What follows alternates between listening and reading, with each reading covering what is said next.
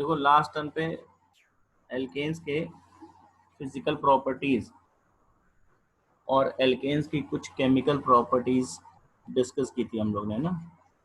हाँ तो physical properties में थोड़ा सा रिकैप कर लेते हैं, रिवाइज कर लेते हैं। फिजिकल प्रॉपर्टीज में जो हम लोग ने पढ़ा था वो बॉइलिंग पॉइंट सबसे इम्पोर्टेंट प्रॉपर्टी है। हाँ उसमें कुछ पॉइंट्स हमने पढ़े थे कि एल्केन के जो मॉलिक्यूल्स हैं वो नॉन पोलर मॉलिक्यूल्स होते हैं, कोई हाँ पोलैरिटी नहीं होती है।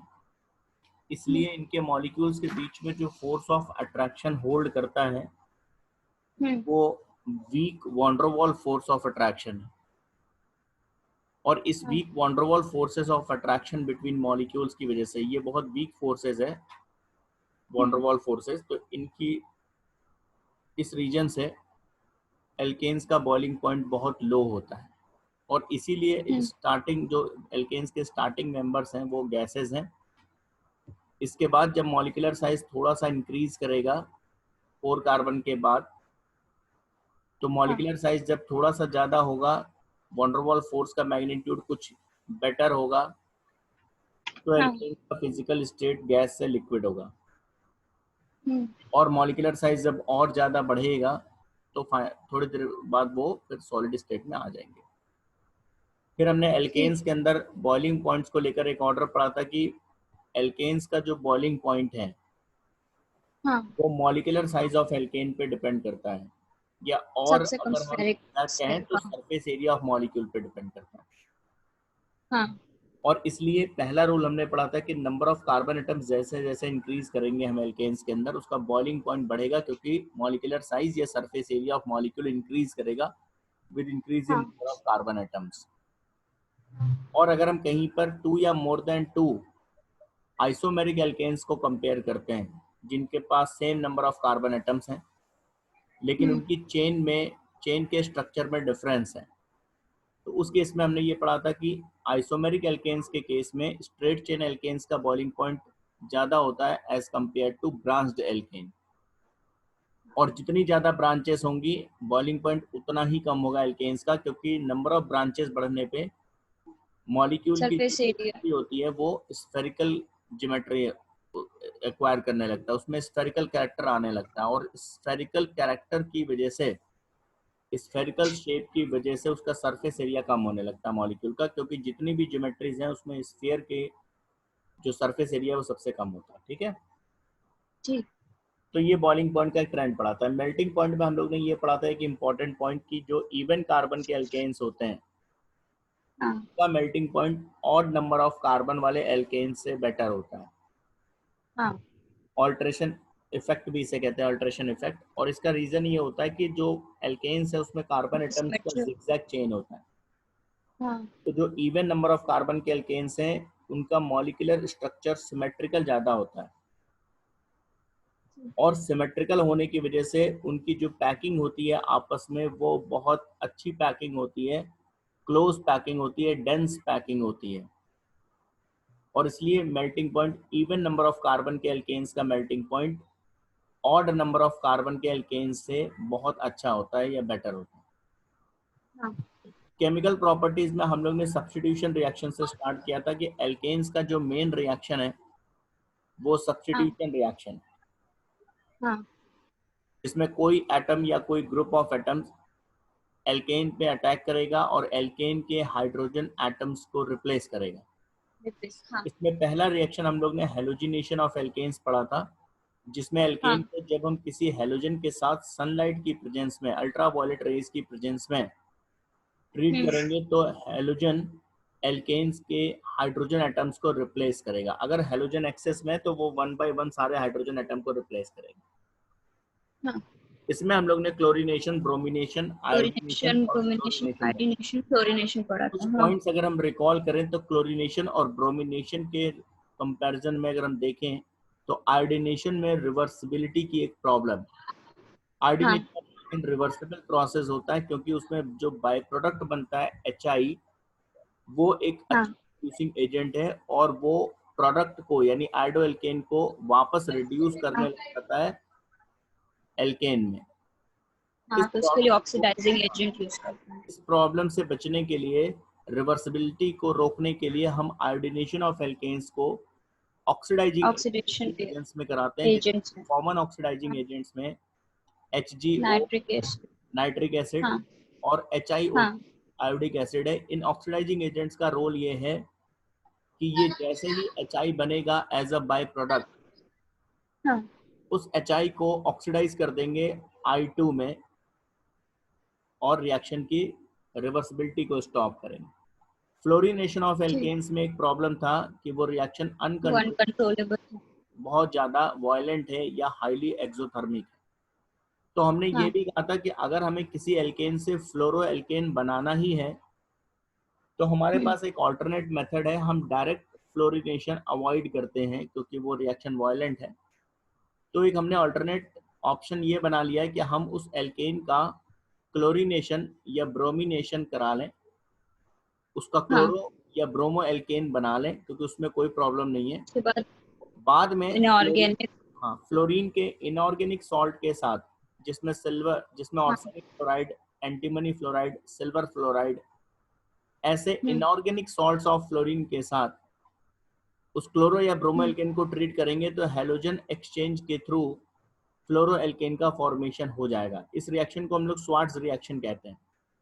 हम्म, हैलोजिनेशन में एक और इम्पॉर्टेंट पॉइंट हमने डिस्कस किया था कि अगर किसी एल्केन में हमारे पास primary hydrogen, secondary hydrogen, tertiary hydrogen, इन तीनों टाइप के अगर हाइड्रोजन एटम्स हैं तो जो हाँ उनके रिप्लेस होने का रिएक्टिविटी ऑर्डर होगा, उनके हाँ, सब्स्टिट्यूट होने का जो ऑर्डर होगा वो 3 डिग्री, 2 डिग्री, 1 डिग्री होगा। डिग्री और फिर 1 डिग्री। ये हाँ, सबसे फास्ट जो रिप्लेसमेंट होता है वो tertiary type tertiary. Hydrogen atoms का होता है, उसके बाद सेकेंडरी टाइप के हाइड्रोजन एटम्स, उसके बाद प्राइमरी टाइप के हाइड्रोजन एटम्स का होता है।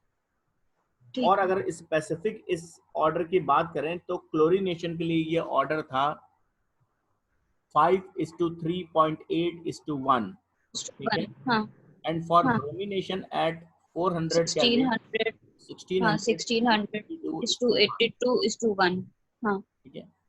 इसके बाद हाँ, हमने हेलोजिनेशन का मैकेनिज्म पढ़ा था, जिसमें हमने ये पढ़ा था कि जो हेलोजिनेशन ऑफ एल्केन है वो एक फ्री रेडिकल सब्स्टिट्यूशन रिएक्शन है। कौन सा मैकेनिज्म है? Free radical radical substitution. Substitution reaction. हाँ, और ये एक चेन प्रोसेस है और 3 स्टेप्स में होता है। Number 1 chain initiation chain step, initiation. हाँ, चेन प्रोपोगेशन स्टेप और chain chain termination termination. Step. तो ये हाँ हम लोग ने डिस्कस किया था। हाँ, सेकंड, जो हमारे पास केमिकल प्रॉपर्टीज या सब्स्टिट्यूशन रिएक्शंस में ही पहला, सब्स्टिट्यूशन रिएक्शन में ही पहला था हेलोजिनेशन। उस हेलोजिनेशन में क्लोरीनेशन, ब्रोमिनेशन, आयोडीनेशन और सल्फोन आयोडीनेशन और फ्लोरिनेशन। ठीक। सब्स्टिट्यूशन रिएक्शन मेन रिएक्शन है एल्केन फैमिली का, कैरेक्टरिस्टिक रिएक्शन है। तो ठीक। सब्स्टिट्यूशन रिएक्शन ऑफ एल्केन्स में ही सेकंड रिएक्शन है नाइट्रेशन। हाँ, इसमें आप एल्केन के हाइड्रोजन एटम्स को नाइट्रो ग्रुप के थ्रू, NO2 ग्रुप के थ्रू रिप्लेस करेंगे। तो ऐसा रिप्लेसमेंट रिएक्शन, ऐसा सब्स्टिट्यूशन रिएक्शन जिसमें एल्केन्स के हाइड्रोजन एटम्स को NO2 group, nitro group replace करेगा, उसको हम लोग नाइट्रेशन ऑफ एल्केन्स कहेंगे।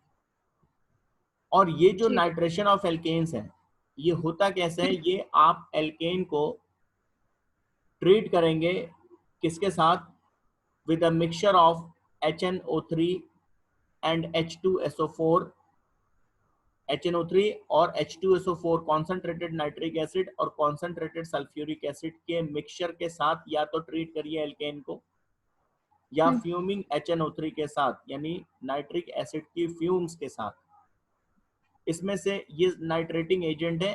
फ्यूमिंग नाइट्रिक एसिड के साथ एल्केन्स को हीट करेंगे और एल्केन के हाइड्रोजन एटम्स को nitro group, NO2 group replace करेगा, नाइट्रो एल्केन का फॉर्मेशन होगा। ठीक। ठीक है। हाँ, तो आप देखिए नाइट्रेशन कहते किसको है, ये डेफिनेशन है, the process of replacement of a hydrogen atom by a nitro group, NO2 group is called nitration.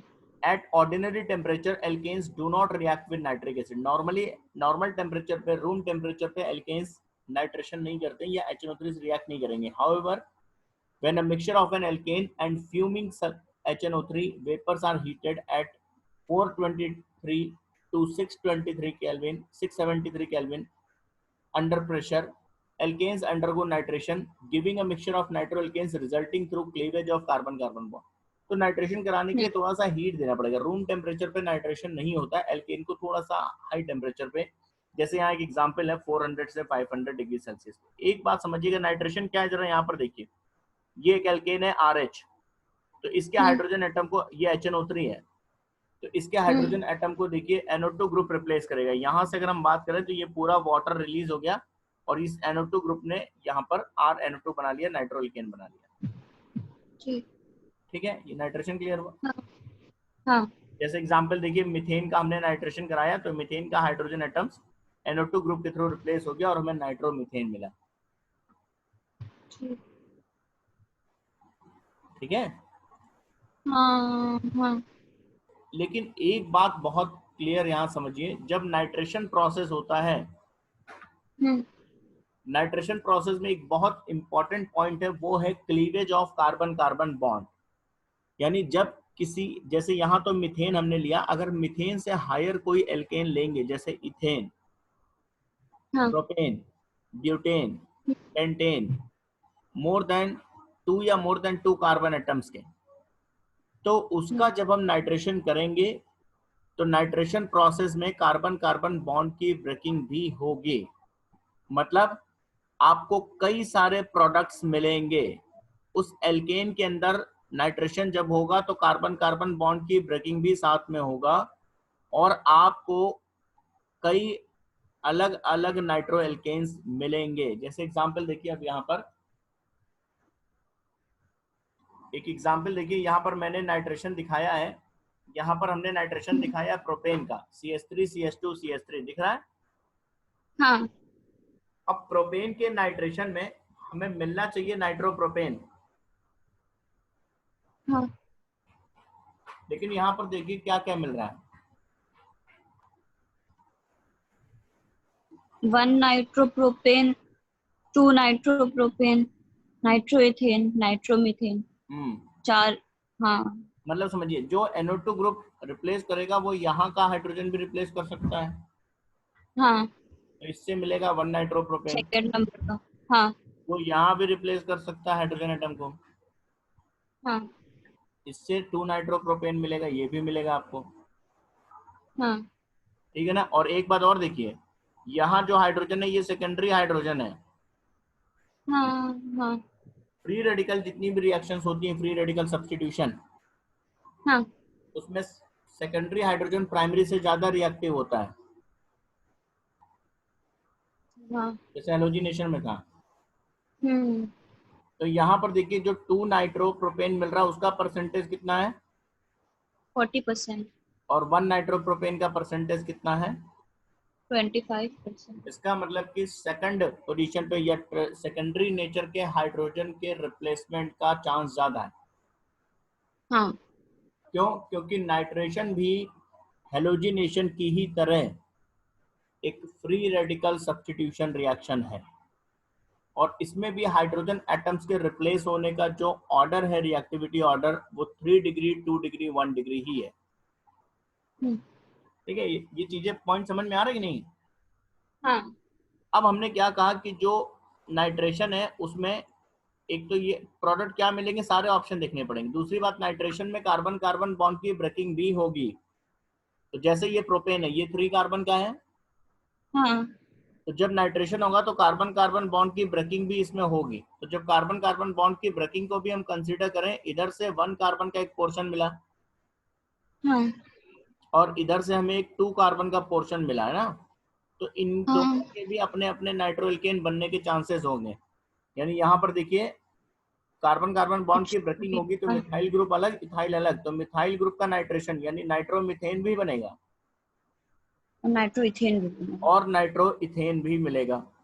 ये सब प्रोडक्ट मिलेंगे. तो मतलब आपके पास अगर प्रोपेन का हम देखिए, जितना हायर एल्केन लेंगे उतने ही ज्यादा मिक्सचर मिलेंगे, क्योंकि उतनी ही ज्यादा पॉसिबल. जैसे हम मीथेन ले रहे हैं, मीथेन के अंदर तो कोई कार्बन कार्बन बॉन्ड है ही नहीं. तो आपको नाइट्रोमीथेन ही खाली मिल रहा है, हाँ ठीक है ना। नाइट्रोमीथेन के अलावा तो हाँ, कोई ऑप्शन है नहीं।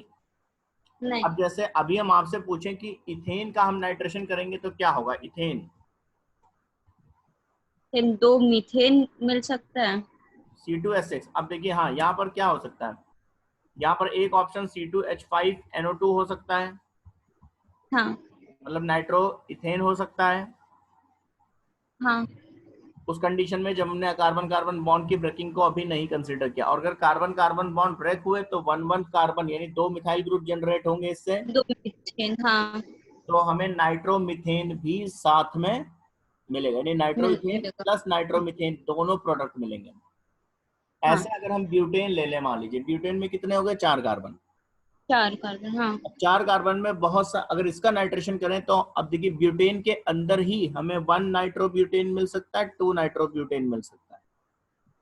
हाँ, और ब्यूटेन के अंदर और जब कार्बन नाइट्रो कार्बन बॉन्ड की इथेन, ब्रेकिंग, अब देखिए कार्बन कार्बन बॉन्ड की भी ब्रेकिंग के सारे ऑप्शंस, कार्बन कार्बन बॉन्ड की एक breaking, nitro ethane, nitro ethane और नाइट्रो इथेन, मान लो two nitro, two two carbon में हाँ, या तो या 1 और 3 1 3 मिलेंगे, हो सकता है, नाइट्रोमीथेन भी मिलेगा, नाइट्रोमीथेन और नाइट्रोप्रोपेन, नाइट्रो इथेन।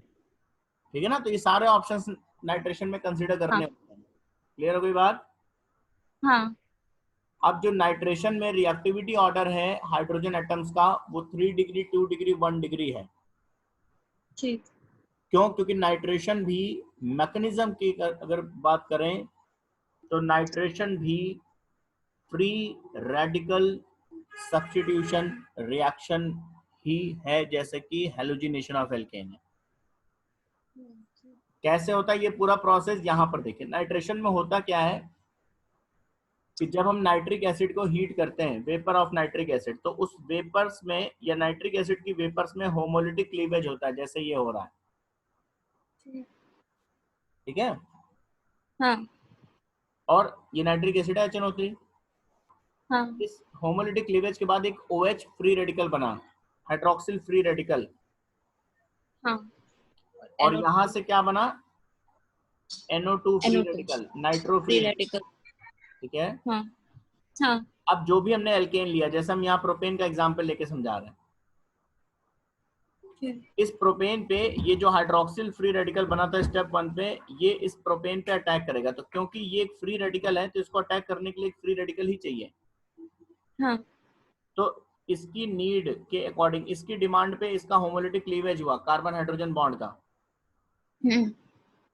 यहां से जो हाइड्रोजन फ्री रेडिकल बना वो इस हाइड्रोक्सिल फ्री रेडिकल के साथ रिएक्ट करके वाटर बना लेगा, वाटर, हाँ, और और प्रोपाइल। यहाँ पर फ्री रेडिकल मिल गया आपके पास, एक सेकेंडरी फ्री रेडिकल। हाँ, उस सेकेंडरी फ्री रेडिकल पे थर्ड स्टेप में NO2 फ्री रेडिकल ने अटैक किया और प्रोडक्ट बन गया, ठीक। हाँ ठीक है। हाँ हाँ, तो ये फ्री रेडिकल मैकेनिज्म है जिसमें हाइड्रोक्सिल फ्री रेडिकल जनरेट होता है, वो पहले अटैक करता है, एक वो है, इंटरमीडिएट बनाता है फ्री रेडिकल, उस पर फिर NO2 फ्री रेडिकल अटैक कर लेता है। कोई भी एल्केन होगा मैकेनिज्म यही है। ठीक है। अब आइए sulphonation, third substitution reaction of alkene है सल्फोनेशन। ठीक। तो सल्फोनेशन में जैसे नाइट्रेशन क्या है, substitution of hydrogen atom by substitution, NO2 group, हाँ ऐसे ही सल्फोनेशन है substitution of hydrogen atom by sulphonic group, ठीक। हाँ ठीक है। हाँ, जब हम सल्फोनिक ग्रुप के थ्रू रिप्लेस करते हैं हाइड्रोजन एटम को, सल्फोनिक ग्रुप क्या है, SO3H। SO3H, हाँ, ये ग्रुप जब रिप्लेस करेगा हाइड्रोजन एटम को तो उसको हम कहेंगे सल्फोनेशन, सल्फोनेशन, हाँ ठीक है। और हाँ, सल्फोनेशन कैसे कराएंगे, जो हम सल्फोनेशन प्रोसेस कराते हैं वो कराते हैं, एल्केन को हीट करते हैं फ्यूमिंग सल्फ्यूरिक एसिड के साथ। ठीक। फ्यूमिंग सल्फ्यूरिक एसिड या ओलियम भी कहते हैं इसको, ओलियम, हम्म हम्म, ठीक है। ठीक। ओलियम होता है सल्फ्यूरिक एसिड और SO3 गैस का मिक्सचर। ठीक। सल्फ्यूरिक एसिड में जब सल्फर ट्राई ऑक्साइड गैस और मिला देंगे, मिक्स करेंगे, सल्फ्यूरिक एसिड का सॉल्यूशन है उसमें SO3 गैस और पास कर दीजिए उसी सॉल्यूशन में, तो वो कॉन्सेंट्रेटेड हो जाएगा, उसी को ओलियम कहते हैं हम लोग, या फ्यूमिंग सल्फ्यूरिक एसिड। ठीक।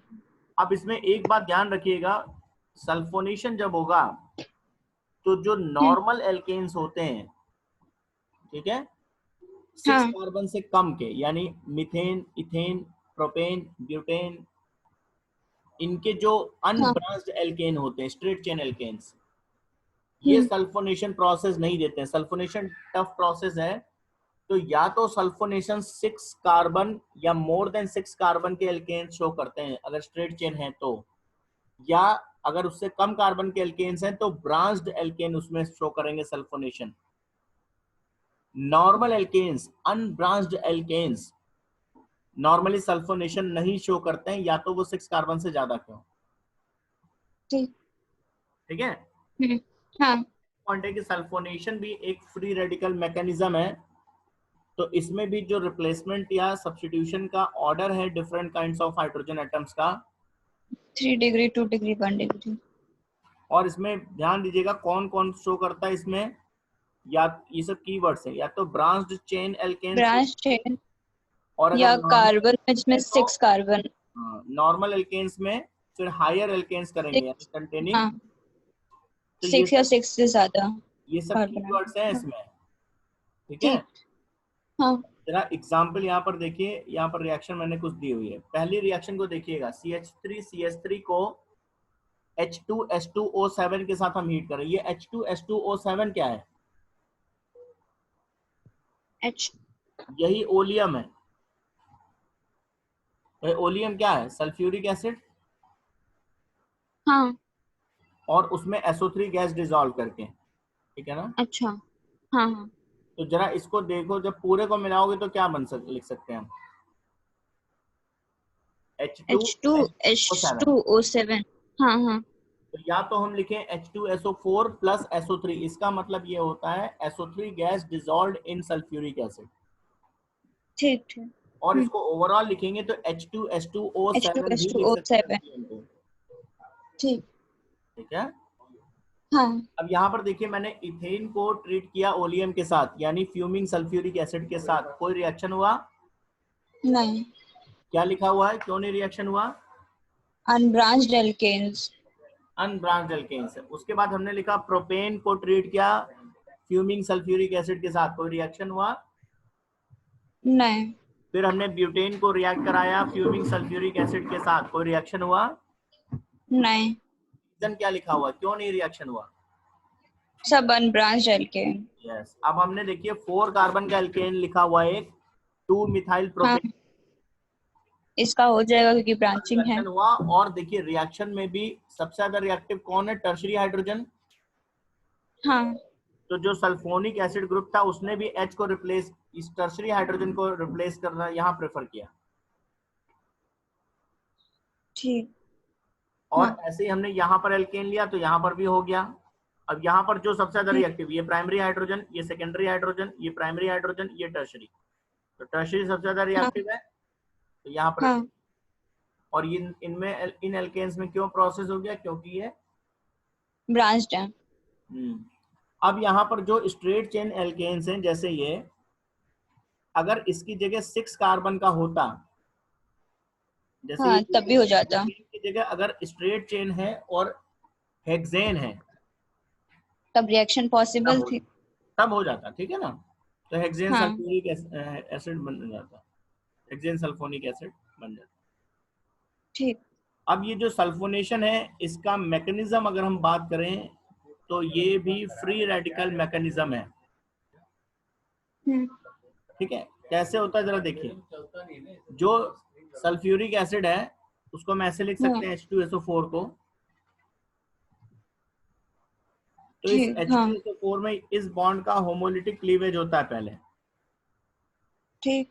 ऐसे। तो हाँ। वैसे नाइट्रेशन की तरह यहाँ पर भी हाइड्रोक्सिल फ्री रेडिकल बने, हाँ। और SO3H फ्री अच्छा, रेडिकल बने। 3H free radical. अब यही हाँ। हाइड्रोक्सिल फ्री रेडिकल जैसे नाइट्रेशन में था वैसे ही एल्केन पे रिएक्ट करेगा, होमोलिटिक हाँ। क्लीवेज करके वाटर बनाएगा यहाँ से, हाँ। और एक एल्काइल फ्री रेडिकल बनेगा। ठीक। और उस एल्काइल फ्री रेडिकल पे कौन अटैक कर लेगा? SO3 SO3H free radical, free radical. हाँ और आपके पास एल्केन सल्फोनिक एसिड मिल जाएगा। ठीक। 2-3 बातें जो कॉम्पिटिटिव एग्जाम के लिए आप नोट कर सकते हैं वो क्या है, बेसिकली ये है कि जैसे आप पहला क्वेश्चन तो यही आ गया कि आपको 3-4 अगर हम एल्केन दे दें और हम इसमें हाँ कहते हैं कि इसमें से कौन सल्फोनेशन रिएक्शन शो नहीं करेगा या कौन करेगा। हाँ तो पहली कंडीशन, 6 कार्बन से कम के स्ट्रेट चेन एल्केन्स नहीं करेंगे, 6 कार्बन से कम के ब्रांच्ड चेन एल्केन्स करेंगे। कर लेंगे। हाँ तो आप देख लेना उसमें ऑप्शन में जो ब्रांच चेन एल्केन हो, या फिर अगर स्ट्रेट चेन है तो 6 से ज्यादा कार्बन के हो। हाँ दूसरा इंपॉर्टेंट कीवर्ड है कि ये फ्री रेडिकल सब, कौन सा मैकेनिज्म है सल्फोनेशन, तो वो फ्री रेडिकल तो फ्री सब्स्टिट्यूशन रेडिकल मैकेनिज्म है। हाँ हाइड्रोक्सिल फ्री रेडिकल के थ्रू प्रोसेस स्टार्ट हो रहा है, ठीक है। ठीक। हाँ हाँ और रिएजेंट की बात करेंगे तो फ्यूमिंग सल्फ्यूरिक एसिड या ओलियम। ठीक। तो ये आपके सब्स्टिट्यूशन रिएक्शंस है एल्केन्स के, हाँ ठीक है। ठीक। सब्स्टिट्यूशन में हेलोजिनेशन, नाइट्रेशन एंड सल्फोनेशन।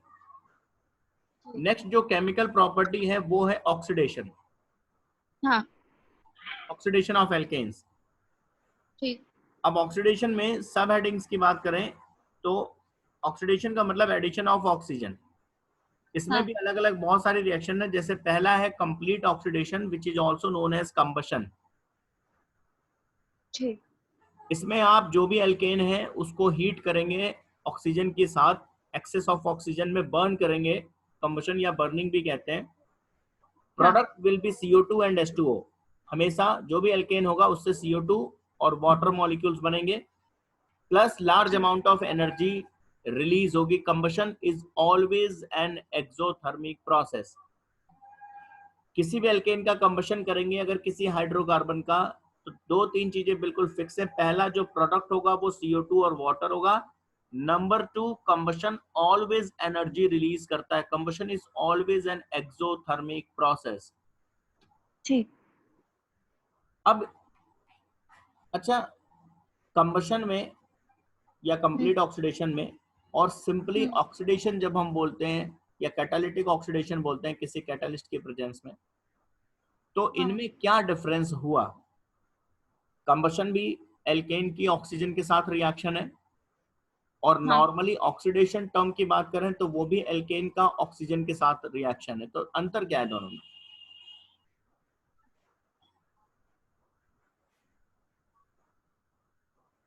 इसमें CO2 बनता है।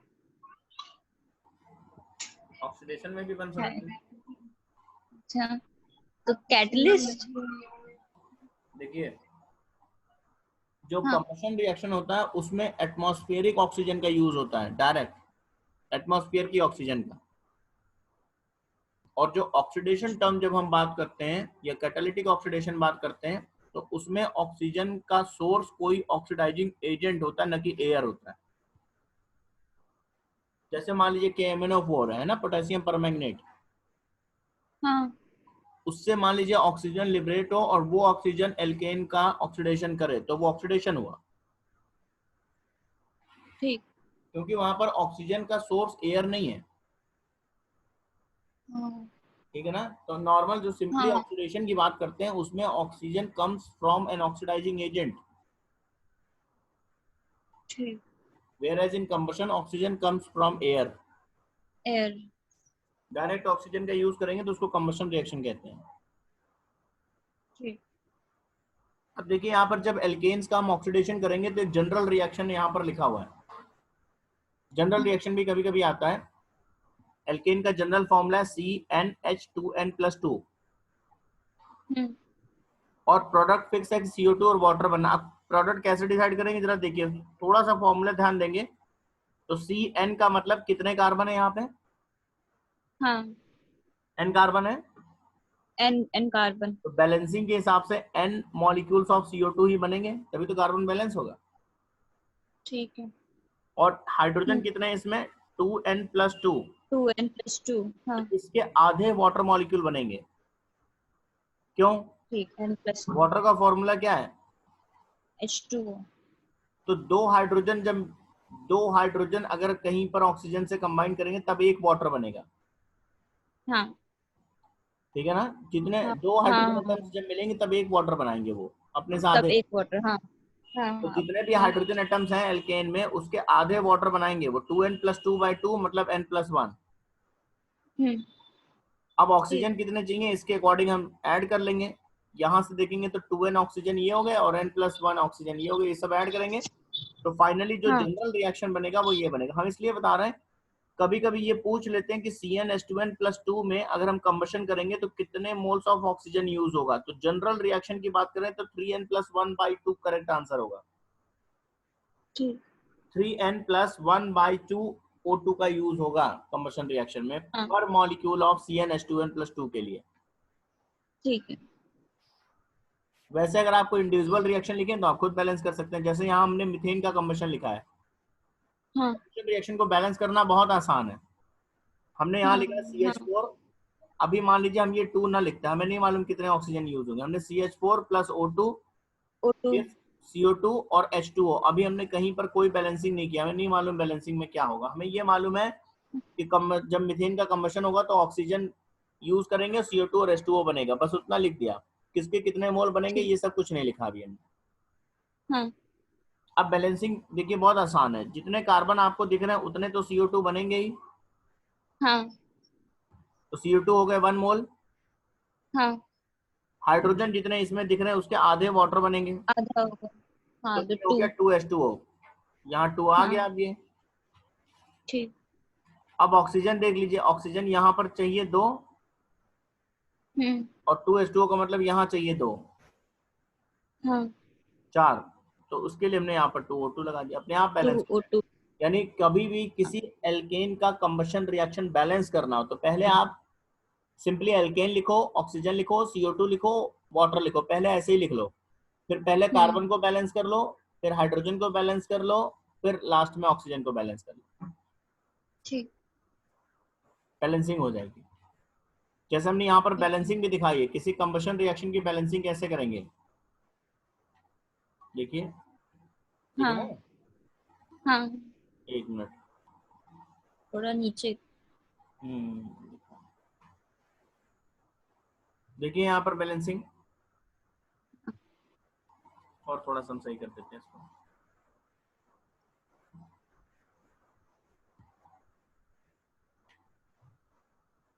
देखिए हमने ये एक रिएक्शन हाँ लिखा, मान लीजिए हमें पेंटेन का कंबशन लिखना है हाँ तो हमने लिखा C5H12 पेंटेन जनरल लिख लिया, हाँ O2 लिख दिया, प्रोडक्ट में CO2 लिख दिया, वाटर लिख दिया। ठीक। ठीक है। हाँ अब शुरू किया बैलेंसिंग तो पहले कार्बन को बैलेंस करना शुरू किया। ठीक। तो कार्बन यहाँ C5 है तो यहाँ पर हमने कर दिया हाँ 5CO2। ठीक। फिर हाइड्रोजन, नेक्स्ट बैलेंसिंग हाइड्रोजन की हमने, हाइड्रोजन यहाँ देखा 12 है तो यहाँ हमने 6H2O कर दिया, तो उसके आधे 6 कर वाटर। लिया। अब हाँ ऑक्सीजन की नीड देखिए, ऑक्सीजन कितने चाहिए हमें, 5 × 2 10, ये 10 और 6 16 11। चाहिए। तो O2 के आगे हमने लगा हाँ दिया 10, हाँ 16 8। 8। हाँ तो ऐसे किसी का भी बैलेंसिंग रिएक्शन लिख सकते हैं हम लोग। ठीक। आपके साथ कॉपी पेन है इस समय? हाँ इथेन की कंबशन रिएक्शन को जल्दी से बताइए बैलेंस करते हुए। बता। C2H6 की कंप्लीट बैलेंसिंग करते हुए कंबशन रिएक्शन बताइए।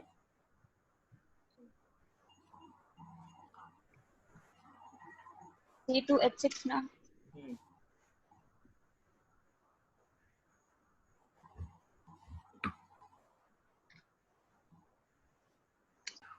चलिए तो ये कंबशन रिएक्शन है, समझ में आ गया। हाँ अच्छा, जो कंबशन रिएक्शन है या कंप्लीट ऑक्सीडेशन ऑफ एल्केन्स, ये एक्सोथर्मिक रिएक्शन है, इसमें large amount of energy release होती है। ठीक है। हमने ये कहा था कि हाइड्रोकार्बन की स्टार्टिंग में कि बहुत जो हमारे घरों में फ्यूल्स यूज होते हैं वो सब कहीं ना कहीं हाइड्रोकार्बन है। एलपीजी है, सीएनजी है, केरोसिन ऑयल है, डीजल है, पेट्रोल है, ऑल दीज आर हाइड्रोकार्बन्स। हाँ और इन सब का हम कंबशन ही कराते हैं। अगर आप ध्यान से देखेंगे तो इनके कंबशन से ही हम एनर्जी लेते हैं। घर में जो हम एलपीजी यूज करते हैं तो बर्नर में जब आता है तो आप देखिए उसे जलाते हैं, इग्नाइट करते हैं, लाइटर लगाते हैं ना उसे। हाँ हाँ लाइटर लगाते हैं, माचिस लगाते हैं, मैच बॉक्स कुछ भी यूज करते हैं ना, तो हम क्या करते हैं, गैस ऑन किया मतलब हाइड्रोकार्बन आना शुरू हो गया पाइप से, ठीक। और फ्लेम उसे दे दिया, वो हाइड्रोकार्बन बर्न होने लगा। कंबशन ऑफ हाइड्रोकार्बन ही कराया हमने, एलपीजी हाइड्रोकार्बन है उसका कंबशन कराया, और कंबशन एक्सोथर्मिक प्रोसेस है, उसकी एनर्जी को यूज किया हमने। अब हाँ जो ठीक। हाइड्रोकार्बन इनिशियली बर्न हुआ उससे जो एनर्जी रिलीज हुई, उसने बाद वाले हाइड्रोकार्बन जो बाद में आएंगे उनको बर्न किया, फिर उसने आगे बर्न किया। इसीलिए हमें बराबर फ्लेम नहीं देना है, हम केवल एक बार लाइटर या मैच बॉक्स लगाते हैं, बराबर नहीं लगाना होता हमें। हाँ क्यों? क्योंकि आगे के मॉलिक्यूल्स के लिए एनर्जी बर्निंग के लिए कौन दे देगा? जो मॉलिक्यूल्स ऑलरेडी बर्न हो चुके हैं। ठीक। ऐसे ही आप गाड़ी में देखिए, टू व्हीलर या फोर व्हीलर में पेट्रोल या डीजल इंजन में जब जाता है तो इंजन में एक स्पार्क प्लग लगा होता है। अच्छा। हम इग्नाइट करते हैं जब इंजन को स्विच ऑन करते हैं ना स्टार्ट करने के लिए, हाँ तो वो क्या करता है, हाँ वो लाइटर का ही काम करता है। जैसे हम इग्निशन स्विच ऑन करते हैं, अंदर लाइटर की हाँ। तरह एक स्पार्क प्लग लगा होता है जिसमें स्पार्किंग होने लगती है, उससे तुरंत फ्लेम निकलता है और वो उस पेट्रोल या डीजल की बर्निंग शुरू कर देता है। Combustion of petrol diesel chamber में इंजन में स्टार्ट हो जाता है, और क्योंकि combustion of hydrocarbon exothermic process है, उसी एनर्जी को हम यूज करके गाड़ी चलाते हैं। ठीक है? हाँ तो कंबशन ऑफ हाइड्रोकार्बन के प्रैक्टिकल एग्जांपल्स हमारे डे टू डे लाइफ में, energy coming from LPG, energy coming out from CNG, energy coming out from petrol, energy coming out from diesel, diesel. हाँ। all these are practical examples of exothermic nature of combustion combustion. of hydrocarbons. जी। अब आइए next, incomplete. पहला था complete combustion, इसको burning भी कहते हैं complete combustion को। नेक्स्ट है इनकम्प्लीट कंबशन। ठीक। इनकम्प्लीट कंबशन का मतलब होता है कि हम कंबशन तो कराएंगे हम्म लेकिन हम प्रॉपर ऑक्सीजन नहीं देंगे, पूरा सप्लाई ऑक्सीजन का नहीं देंगे, लिमिटेड अमाउंट ऑफ ऑक्सीजन देंगे। आपको जितनी नीड है कंप्लीट बर्निंग के लिए उतनी नहीं देंगे, उससे कुछ कम ऑक्सीजन आपको देंगे, तो वो इनकम्प्लीट कंबशन हुआ। ठीक। ठीक है? हाँ तो इनकम्प्लीट कंबशन का मतलब लिमिटेड सप्लाई ऑफ ऑक्सीजन हुआ। इसमें जो ठीक। प्रोडक्ट मिलता है वो मिलता है कार्बन या कार्बन मोनोऑक्साइड। ये डिपेंड करता है कि हम कितना कम ऑक्सीजन दे रहे हैं। इतना तो क्लियर है कि आपकी हाँ पूरी जितनी नीड है हम उतना नहीं देंगे। ठीक। मान लो आप डिनर में 4 पूड़ियां खाते हो, आपकी आपकी जो डाइट है वो 4 पूड़ी की है। 4 पूड़ियां खाने में आपका पूरा पेट भर जाता है। तो वो कंप्लीट कंबशन का केस हुआ कि जितना ऑक्सीजन चाहिए हम पूरा दे रहे हैं। अब मान लो आपको 4 पूड़ी में पूरा पेट भरता है, हम 3 देंगे या 2 देंगे या 1 देंगे, तो वो इनकम्प्लीट कंबशन हुआ। Incomplete combustion. ठीक। कितना हाइड्रोकार्बन को जितना ऑक्सीजन चाहिए कंप्लीट बर्निंग के लिए उतना हम नहीं देंगे, सप्लाई कुछ कम करेंगे, तो वो इनकम्प्लीट कंबशन हुआ। अब कम में कितना कम करेंगे इसके अकॉर्डिंग प्रोडक्ट बनेगा। अगर हम थोड़ा सा कम करेंगे ऑक्सीजन तो कार्बन मोनोऑक्साइड प्रोडक्ट होगा, कार्बन डाइऑक्साइड की जगह कार्बन मोनोऑक्साइड। अगर हम और कम ऑक्सीजन की सप्लाई करेंगे तो केवल कार्बन बनेगा, उसको कार्बन ब्लैक भी कहते हैं। ठीक है? आपने देखा होगा रूरल एरियाज में, गांव में देखा है, हाँ गांव में जब एलपीजी सिलेंडर नहीं थे और चूल्हे पे जब खाना बनता था लकड़ी जला के, हाँ हाँ तो जितना भी यूटेंसिल यूज होता था, जो भी बर्तन यूज होता था, उसको देखो वो नीचे काला हो जाता था। हाँ। मैक्सिमम देखोगे तो नीचे वो बर्तन काला हो जाएगा जिस पे खाना बनेगा। ऐसा क्यों? अच्छा। वो यही इनकम्प्लीट कंबशन है। एक्चुअली जो हम वुड या लकड़ी यूज करते हैं उसको कंबशन के लिए ज्यादा ऑक्सीजन चाहिए एलपीजी के रिस्पेक्ट में, और उतनी ऑक्सीजन किचन में उसको नहीं मिल पाई चूल्हे के अंदर।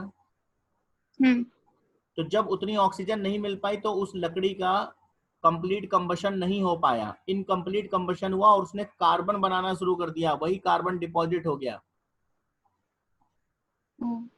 हाँ ठीक। इसके अलावा अगर आपके घर में भी अगर आपके एलपीजी, अगर हम एलपीजी स्टोव की बात करें, बर्नर की बात करें, अगर उस बर्नर के ऊपर किसी दिन कुछ गिर जाए और वो बर्नर, उसके जो होल्स हैं वो मान लीजिए ब्लॉक हो जाए, जैसे उसके ऊपर दूध गिर गया या दाल गिर गई सपोज, है ना, जिसकी वजह से उस बर्नर के कुछ होल्स ब्लॉक हो गए, उस कंडीशन में भी अगर आप कुछ बनाएंगे तो यूटेंसिल्स के नीचे ब्लैक हो जाएगा। क्यों? क्योंकि वो जो बर्नर के होल्स हैं वो ऑक्सीजन देते हैं। देखिए कंबशन कब होगा? जब हाइड्रोकार्बन और उसको क्या मिले? ऑक्सीजन। ऑक्सीजन। हाइड्रोकार्बन कहाँ से आ रहा है? सिलेंडर से, पाइप के थ्रू। ऑक्सीजन कहाँ से आ रहा है? उन बर्नर्स के होल्स के थ्रू। ठीक है, बर्नर में वो दोनों चीजें आकर मिलती हैं, जो एलपीजी आ रहा है पाइप से और जो बर्नर के होल्स से ऑक्सीजन जा रहा है, वो दोनों वहां पर मिले और उनके रिएक्शन हुआ और हीट लिबरेट कर दिया। अगर वो बर्नर के होल्स ब्लॉक हो गए हैं, चोक हो गए, तो ऑक्सीजन की सप्लाई कम हो गई। ऑक्सीजन की सप्लाई कम होने से जो पाइप से हाइड्रोकार्बन आ रहा है उसका कंप्लीट कंबशन नहीं हो पाया और उसने कार्बन मोनोऑक्साइड या कार्बन ब्लैक बनाना शुरू किया जो यूटेंसिल्स पे डिपॉजिट होने लगेगा। इस कंडीशन में भी वो बर्तन काले हो जाएंगे जिसपे आप खाना बनाएंगे। चाहे एक्सपेरिमेंट आप करके देख लीजिएगा, जानबूझ के दूध या दाल गिरा देना बर्नर पे, और खाना बना के देख लेना, ठीक है? हाँ ठीक। बाद में उस बर्तन को धोने के लिए बस तैयार रहना तुम। उसका पता नहीं, मम्मी मुझे धो देंगी। नहीं तो तुम कह देना कि मैं इनकम्प्लीट कंबशन का एक प्रैक्टिकल कर रही हूँ। मम्मी को इनकम्प्लीट कंबशन नहीं समझ आएगा, मेरे को मार मार के इनकम्प्लीट कर देंगे। तुम्हारा कंप्लीट कंबशन हो जाएगा लेकिन। हाँ। चलो, तो हम इनकम्प्लीट कंबशन के प्रैक्टिकल एग्जांपल जो हमारे डे टू डे लाइफ में हम साइंस को कैसे देख रहे हैं, केमिस्ट्री हमारे डे टू डे लाइफ में भी है, ठीक है ना? और इसीलिए देखो जब उस पर कुछ गिर जाता है तो घर में देखो आपकी मदर है या कोई भी उस बर्नर को तुरंत क्लीन करते हैं। इन्हीं सब रीजन से क्लीन करते हैं क्योंकि प्रॉब्लम होगी फिर। अच्छा, अब कंप्लीट कंबशन में अगर हम ऑक्सीजन की लिमिटेड सप्लाई देते हैं तो कार्बन मोनोऑक्साइड बनेगा along with unburned carbon. Unburned carbon मतलब कुछ ऐसा भी कार्बन होगा जो बर्न नहीं हो पाएगा क्योंकि सप्लाई ऑफ ऑक्सीजन नहीं मिला उसे। वही कार्बन जो बर्न नहीं हो पाया वो कार्बन ब्लैक या सूट, सूट का मतलब काला धुआं, ये इनकम्प्लीट कंबशन का केस होता है। तो कंप्लीट कंबशन में क्या बनता है? CO2। इनकम्प्लीट कंबशन में CO और इनकम्प्लीट कंबशन में C, कार्बन। ठीक, आ रहा नहीं समझ में? आ गया। अब आइए रिएक्शन विद स्टीम। अच्छा, एल्केन्स की रिएक्शन स्टीम के साथ। ठीक। तो स्टीम के साथ एल्केन की जो रिएक्शन होती है स्पेशली मीथेन की, उसमें कार्बन मोनोऑक्साइड और हाइड्रोजन गैस बनता है। ठीक है, याद कर लीजिएगा इसको, निकल कैटालिस्ट के प्रेजेंस में। ठीक। एक और चीज है जो ये कार्बन मोनोऑक्साइड और हाइड्रोजन बनता है, कार्बन मोनोऑक्साइड और हाइड्रोजन गैस के मिक्सचर को वाटर गैस का भी नाम देते हैं। पढ़ा है कभी? नहीं, आज पता चलेगा। नाम सुना हुआ है? नहीं। सुना नहीं है? नहीं। सुना है कि सुना सुना है? सुना सुना है इस बार। तो कार्बन मोनोऑक्साइड और हाइड्रोजन गैस के मिक्सचर को वाटर गैस कहते हैं। तो ये भी हम कह सकते हैं कि स्टीम के साथ मीथेन को अगर हम ट्रीट करेंगे तो वाटर गैस बनेगा। वाटर गैस का मतलब ही है कार्बन मोनोऑक्साइड प्लस H2। ठीक।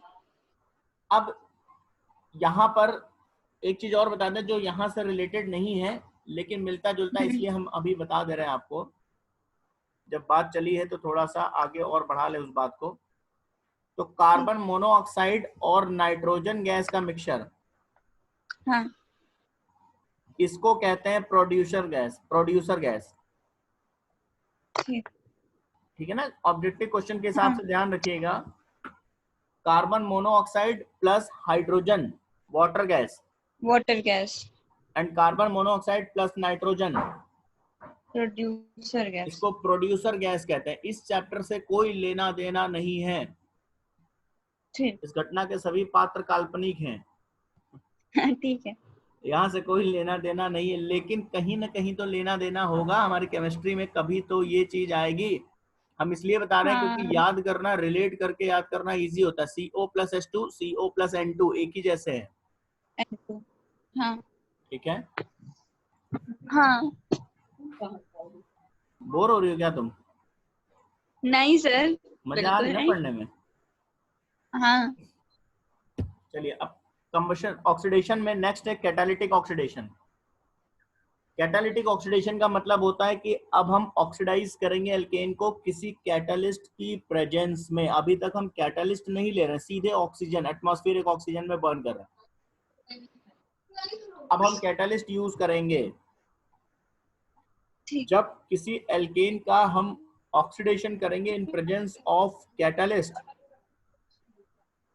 तो प्रोडक्ट क्या बनेगा ये डिपेंड करता है नेचर ऑफ कैटालिस्ट पे। कैटालिस्ट क्या यूज किया आपने, कैटालिस्ट के अकॉर्डिंग प्रोडक्ट बनेगा। कैसा, जैसा कैटालिस्ट होगा वैसा प्रोडक्ट बनेगा। जैसे एग्जांपल देखिए, ये सब, ये टॉपिक तो बिल्कुल याद करना पड़ेगा, रटना पड़ेगा आपको किस कैटालिस्ट के साथ क्या बनता है। जैसे जब कोई पहला नंबर 1 इसमें कैटालिटिक ऑक्सीडेशन में, अगर हम किसी एल्केन का ऑक्सीडेशन करते हैं, किसी भी एल्केन का, हमने यहाँ पर मीथेन का एग्जाम्पल लिया है। जब हम किसी एल्केन का ऑक्सीडेशन करते हैं in presence of copper catalyst, यहाँ पर कैटालिस्ट है कॉपर, कॉपर की प्रेजेंस में अगर ऑक्सीडाइज करते हैं एल्केन को तो अल्कोहल बनता है। हाँ, जो भी एल्केन होगा वैसा अल्कोहल मिलेगा। जैसे यहाँ पर मीथेन है तो मीथेनॉल, मेथनॉल, इथेन होगा, इथेनॉल, ठीक है, बट अल्कोहल बनना हाँ, है। कॉपर के साथ, कॉपर कैटालिस्ट के प्रेजेंस में अगर ऑक्सीडेशन होता है तो अल्कोहल। हाँ, अगर हम किसी एल्केन का ऑक्सीडेशन मॉलिब्डेनम ऑक्साइड की प्रेजेंस में करते हैं, कैटालिस्ट हमने बदल दिया मॉलिब्डेनम ऑक्साइड, तो उस केस में जो प्रोडक्ट बनेगा वो होगा एक एल्डिहाइड। ठीक, पहले में क्या था, अल्कोहल, अल्कोहल बनता है। मॉलिब्डेनम ऑक्साइड की प्रेजेंस में करेंगे एल्डिहाइड बनेगा, तो कोई एल्डिहाइड बनेगा। जैसे यहाँ पर तो क्योंकि हमने मीथेन लिया है तो मीथेनल बन रहा है। इथेन लेंगे, देखिए मॉलिब्डेनम ऑक्साइड है कैटालिस्ट, इथेन लेंगे, इथेनॉल, इथेनल, प्रोपेन लेंगे, प्रोपेनल, और जब हम सिल्वर ऑक्साइड या मैंगनीज एसिटेट इनकी प्रेजेंस में करेंगे, सिल्वर ऑक्साइड और मैंगनीज एसिटेट, ठीक है, इनकी प्रेजेंस में करेंगे तो एसिड मिलेगा। ठीक, जैसे यहाँ पर देखिए इथेन का ऑक्सीडेशन मैंगनीज एसिटेट की प्रेजेंस में कर रहे हैं तो हमें एसिड मिल रहा है, एसिटिक एसिड, इथेनोइक एसिड, हाँ, इथेनोइक एसिड या एसिटिक एसिड, ठीक है। ठीक है। हाँ, KMnO4 K2Cr2O7 के साथ जब हम ऑक्सीडेशन करते हैं तो नॉर्मली इनका कोई इफेक्ट नहीं होता एल्केन्स पे, नॉर्मल एल्केन्स पे कोई इफेक्ट नहीं होता है। लेकिन अगर एल्केन के पास एक टर्शरी हाइड्रोजन एटम है, जिस एल्केन में टर्शरी हाइड्रोजन एटम है ना, उसको अगर KMnO4 के साथ ऑक्सीडाइज करेंगे या K2Cr2O7 के साथ तब अल्कोहल बनेगा। जैसे यहाँ पर देखिए CH3 होल थ्राइस CH, तो ये हाइड्रोजन टर्शरी हाइड्रोजन है, हाँ, क्योंकि CH3 होल थ्राइस का मतलब इससे 3 CH3 जब आप ऐसे बनाएंगे तो ये टर्शरी कार्बन है, ठीक, तो यहाँ पर अल्कोहल बनेगा। लेकिन टर्शरी हाइड्रोजन जहां पर होगा नॉर्मल एल्केन्स के साथ, हाँ, KMnO4 या K2Cr2O7 का कोई इफेक्ट नहीं है नॉर्मल एल्केन्स पे। टर्शरी हाइड्रोजन है अगर एल्केन में तब अल्कोहल बनेगा। ठीक। ये कैटालिटिक ऑक्सीडेशन है। तो किस कैटालिस्ट के प्रेजेंस में क्या है ये रटना पड़ेगा आपको। कॉपर के साथ अल्कोहल, मॉलिब्डेनम ऑक्साइड के साथ एल्डिहाइड, एल्डिहाइड, मैग्नीज एसिटेट या सिल्वर ऑक्साइड के साथ एसिड, एसिड। और एक बात हम आपको यहाँ पर बताएं, ये जो ऑक्सीडेशन है एल्केन्स का, बेसिकली ये स्टेप्स हैं जब किसी एल्केन का ऑक्सीडेशन होता है। देखिए ये है CH4 है ना, ऑक्सीडेशन का मतलब क्या होता है, addition of oxygen, addition of oxygen या रिमूवल ऑफ हाइड्रोजन। हाइड्रोजन, ठीक है ना। ऑक्सीडेशन दो तरह से डिफाइंड है, addition of oxygen, removal of hydrogen. ठीक है ना। तो अब जरा देखिए, आप ध्यान से समझिए, तो एल्केन के ऑक्सीडेशन के ये स्टेप्स है। जैसा ये है मीथेन CH3 और एक H अलग से लिख दिया CH4 हो गया है ना। इस एल्केन में जब एक ऑक्सीजन हम यहाँ पर ऐड कर दें, पहले स्टेप, जब कोई एल्केन ऑक्सीडाइज होता है तो एक ऑक्सीजन यहाँ ऐड होता है, तो ऑक्सीडेशन का पहला स्टेप होता है अल्कोहल। नहीं बात समझ में आ गई। देखिए ये एल्केन था, इसमें पहला जब ऑक्सीडेशन होगा तो अब इसको पूरा देखेंगे तो CH3OH हो गया। अल्कोहल फर्स्ट स्टेप है, पहला प्रोडक्ट होता है किसी भी ऑक्सीडेशन का। अगर ऑक्सीडेशन और आगे बढ़ा, यानी अगर ऑक्सीडाइजिंग एजेंट स्ट्रांग है और उसने अल्कोहल को और आगे ऑक्सीडाइज किया, तो अगला स्टेप होता है एल्डिहाइड। अब एल्डिहाइड कैसे होता है, देखिए इस CH3 को हम ऐसे लिख देते हैं अगेन, ठीक है। यहाँ पे कर दिया CH2, एक H को अलग लिख दिया। अगले स्टेप में क्या होगा, यहाँ से हाइड्रोजन एलिमिनेट हो जाएगा, तो आपके पास बचेगा ये HCHO एल्डिहाइड। अल्कोहल के बाद अगले स्टेप में अगर ऑक्सीडाइजिंग एजेंट और आगे ले जाता है उसको ऑक्सीडाइज करते हुए, तो कहां तक ले जाएगा, एल्डिहाइड। एल्डिहाइड, ठीक। एल्डिहाइड के बाद का जो स्टेप है, एल्डिहाइड के बाद का जो स्टेप है ऑक्सीडेशन में, ये है एल्डिहाइड। इसी में जब एक और ऑक्सीजन हम और ऐड कर देंगे तो ये हो गया HCOOH यानी एसिड। ठीक है। और इसी एसिड से जब हम हाइड्रोजन हटा देंगे तो ये हो गया CO2। यही कंप्लीट कंबशन का केस है। ठीक है। मतलब क्या हुआ, फिर से हम बता रहे हैं, अगर कोई एल्केन है उसको आपने ऑक्सीडाइज किया, अगर ऑक्सीडाइजिंग एजेंट बहुत वीक हुआ तो केवल अल्कोहल तक ऑक्सीडाइज करेगा। ठीक है। थोड़ा सा स्ट्रांग हुआ तो अगले स्टेप तक यानी एल्डिहाइड। ठीक। और अगर हुआ स्ट्रांग तो एसिड तक। ठीक। और स्ट्रांग हुआ तो CO2 तक, लास्ट स्टेज है उसकी। ठीक, नहीं समझ में आई बात। एसिड के बाद क्या था, सीधे CO2। ठीक। CO2 लास्ट स्टेप है ऑक्सीडेशन का। ठीक है, मतलब पहले अल्कोहल, फिर एल्डिहाइड, फिर एसिड और फिर CO2। तो अब आपको अपने आप आइडिया लग गया कॉपर की प्रेजेंस में क्या मिल रहा है, अल्कोहल। इसका मतलब कि इन सारे कैटालिस्ट में कॉपर सबसे वीक कैटालिस्ट है। तभी तो अल्कोहल तक खाली ऑक्सीडाइज कर रहा है ना वो। जो एल्डिहाइड तक ऑक्सीडाइज कर रहे हैं जैसे मॉलिब्डेनम ऑक्साइड, इसका मतलब वो उनका ऑक्सीडाइजिंग पावर कॉपर से बेटर है। जो एसिड तक ले जा रहे हैं जैसे मैग्नीज एसिटेट, इसका मतलब वो उनसे पावरफुल ऑक्सीडाइजिंग एजेंट्स हैं या कैटालिस्ट हैं। ठीक है। तो कैटालिटिक ऑक्सीडेशन में याद करना पड़ेगा कॉपर के साथ अल्कोहल। ठीक है। एल्डिहाइड किसके साथ मिलेगा, MnO2, मॉलिब्डेनम ऑक्साइड। एसिड कब बनेगा, मैग्नीज एसिटेट या सिल्वर ऑक्साइड। ठीक। चलिए नेक्स्ट है हमारा, तो ये हमारा ऑक्सीडेशन रिएक्शन है। नेक्स्ट रिएक्शन हमारा आइसोमेरिज्म। ठीक है।